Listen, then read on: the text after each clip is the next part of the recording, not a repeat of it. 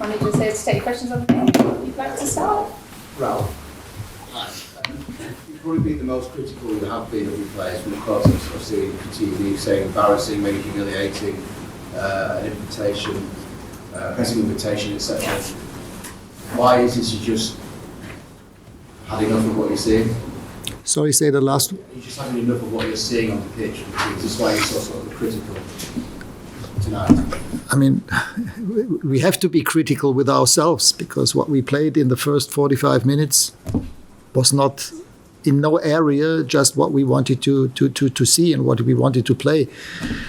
Since we had all our defensive midfielders, our few natural ball winners not available, we decided to go for a back five.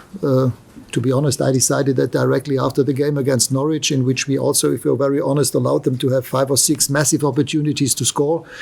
And if it hadn't it been for David in goal, we could have easily conceded 3 or 4 goals against Norwich at home. So that's why I decided to go for an additional central defender. I don't think at all that the first half had anything to do with our formation. It had to do with the way that we played the game. And the way that we conceded the first goal was definitely not part of the game plan to allow them a transitional moment like the one that happened. And then obviously being 1-0 down, that also affected our confidence level again. So the first half was just not good enough at all. We then changed. We changed from a back 5 to a back 4 again. I think the first 25 minutes of the second half was better, a lot better. But still, in those moments that we had, we didn't score a goal. That might have changed the game again if we had scored a goal, but we didn't. And the way that we prepared, I have to say, the third goal again was exactly those kind of balls that were on the blacklist of things that we shouldn't do against Liverpool. A 12-yard pass into Anthony Elanga, who is not a player for that kind of ball.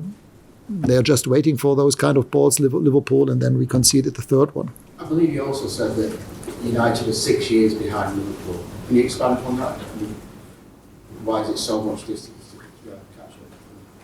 Yeah, because Jürgen came 6 years ago, and if you compare the squad that he inherited, and I think he came after 8 or 9 games in that season, in the end finished 8th.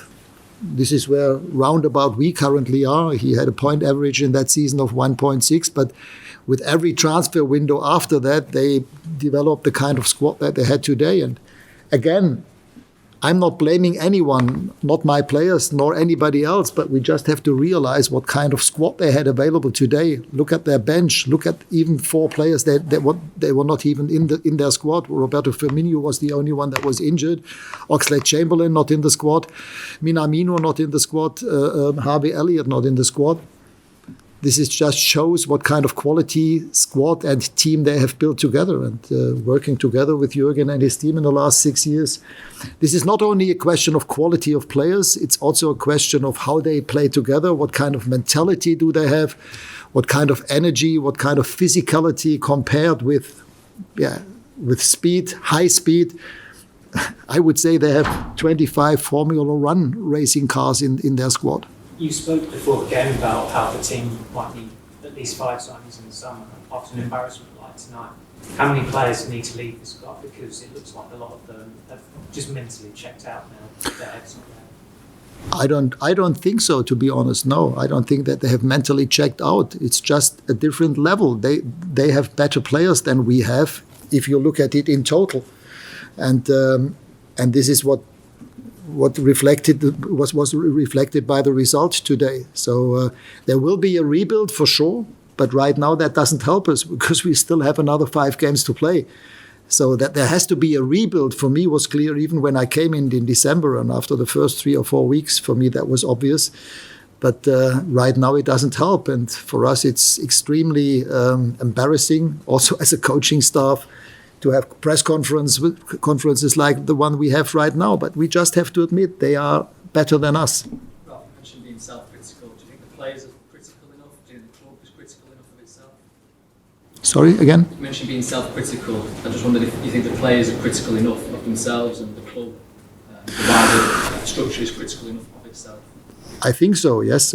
We had a conversation in the locker room right now where Bruno also said something towards the team, and I said something. But yeah, in the end, right now, it doesn't help. We have to hope for some injured players coming back for Saturday, and then just take it again game by game. I don't think it makes sense to speculate about our chances to finish in the top 4 after a performance like the one today.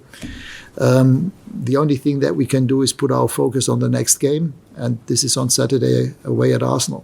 Ralf, can you give us any insight into what you're saying then to the players to, I suppose, challenge them to make sure you can get the best out of them to give you any kind of chance of finishing this high at the table? I mean, what I tell them in the locker room stays there, obviously, but in general, it was similar to what I was saying now. I mean, that we were just not up to it in the first half. We didn't win a single second ball. In most of the first ball situations, we were just spectators. We were onlookers, what was happening on the pitch. And this is, if you play like that against a team like Liverpool, then it's difficult. Why is that happening all the time? That's what everyone's wondering. Everyone's looking at the way this team is playing, thinking, how can this happen? The top professionals, they earn lots of money to play for Manchester United. It's just, what you're describing there is basic football stuff. Why is it happening? Yeah, but if you cannot get hold of the ball, if you cannot put at least a little bit of pressure on the ball against a team like Liverpool, yeah, because we just didn't. We just didn't attack them. We didn't dare to attack them. It almost looked as if they were afraid to be outplayed. But again, in the second half, this was better. The first 25 minutes showed that we could cause them problems if we tried to put pressure on them, but this didn't happen in the first half. What was the problem with Paul when he came off earlier? Yeah, he seems to have problems with his calf, quite similar to Fred. So he seems to have pulled his muscle, his calf muscle, and right now I don't think that he will be available for the next 2 games. Ralf, you said it, you're 6 years behind Liverpool. Would a new manager get that time to rebuild that? Why not? It just change every 2-3 years. Why? Yeah, but why not? I mean, why? This is not a question of the city. I mean, even in our own city, it happened with Pep. He came 6 years ago. So if you look at those two clubs who are currently dominating the Premier League, they did exactly that. They brought in 2 managers, but not only did they bring in 2 managers, they also changed the whole thing with regard to formation. What kind of players do we need? What kind of football do we want to play? I mean, the headline of everything was, how do we want to play? And underneath this headline, in every transfer window, they created the team that they have in both clubs. The one people who do not blame Pardon? The one group you haven't blamed are the owners. The fans want the owners out. Maybe the owners are part of the problem. What do you think? Would you agree with that? I don't know. I don't think so. But I mean, any owner should, if you analyze the situation, it's not that difficult to analyze. The team needs a rebuild, not because some players have to go, but quite a few players have no contracts anymore. Their contracts are expiring. And therefore, for me, it's clear that there will be, 6, 7, 8, maybe 10 new players. And then before you sign those players, you need to be aware, how do you want to play? What kind of football does the new manager want to play? And then take it from there, and then bring every single player fitting into that kind of profile. Okay, guys, thank you. Okay. Thank you.